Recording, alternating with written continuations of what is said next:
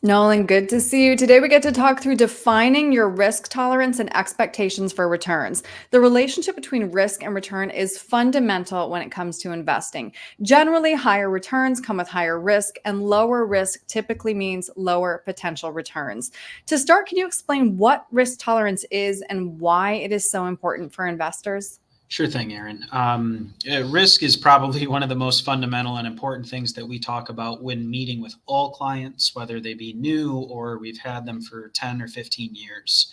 Your risk tolerance is basically your ability to tolerate risk, to use the same words, but it's your ability to go through down periods or where your money loses value. Think like during an economic correction or recession or something, and being tolerant of how far it goes down.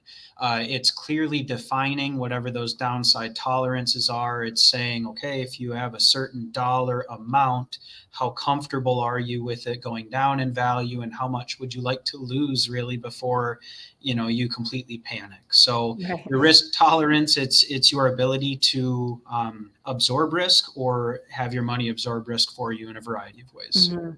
I'm sure there's a lot of thought that goes into defining someone's risk tolerance. And so, how do you help clients find their risk tolerance?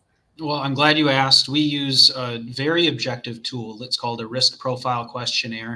And we have some of that up on the screen here. And what this risk profile questionnaire does is after we get through a series of between 13 and 16 questions or so, we can get a general idea of how much upside you're willing to go for and how much downside you would really like to risk to achieve that upside.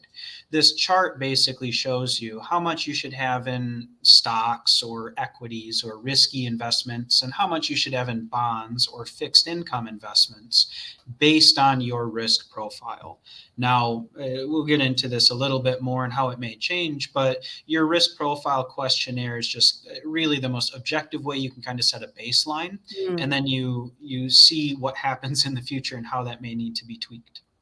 Yeah, so that is my next question. Can our risk tolerance change over time? Do changes in the market affect my risk tolerance? Sure thing.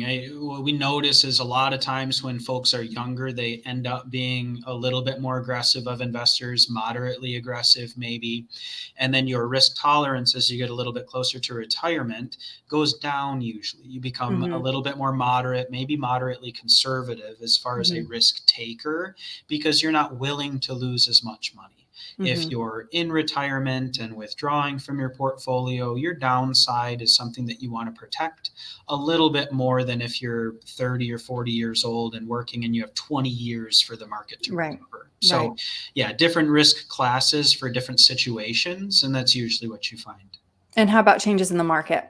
Yeah, and changes in the market are the piggyback on top of that. You go through a bad election cycle, or you go through 2022 where you have a calendar year where both stocks and bonds go down over 10%. That changes a lot of people's tolerance for risk.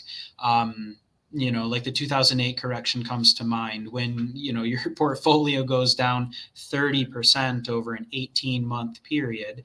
Your tolerance for that loss may decline. You may incidentally become a more conservative investor because you've seen how much your portfolio can lose. Hmm. So you could react to the market, and that's how your risk profile could change. And I would say probably most times it is situation dependent Hmm. on the individual, a little bit more than that. Hmm. What is the role then of working with an advisor, and how does an accurate risk tolerance define both an investor and an advisor's expectations? Sure. So the role of an advisor is more to practice those fundamentals with the investor and make sure that there's not an extreme reaction to anything that happens in your portfolio. And then defining that risk tolerance and setting those expectations just allows you to not overreact when things happen in general. So you could go through a bad election cycle, you could go through a bad interest rate cycle. And so long as you and your advisor have reasonable expectations and you communicate those expectations, you really don't feel like there's too many surprises. Hmm. Hmm. And that's what you're trying to avoid. You don't want to be Hmm. surprised. You don't want to act irrationally with your life savings. And that's really what you try and do when you practice good fundamentals with investing. Right, right. This all makes sense now after talking it through. Clearly a very personalized number though. So Nolan, if somebody would like to talk to you to define their own risk tolerance, what's the best way to reach you? Thanks. So they can call us at 616-301-2581 or go to our website, cornerstone-rp.com, and fill out a contact us box at the bottom of the page. Great. Nolan, thank you. Thanks, Erin.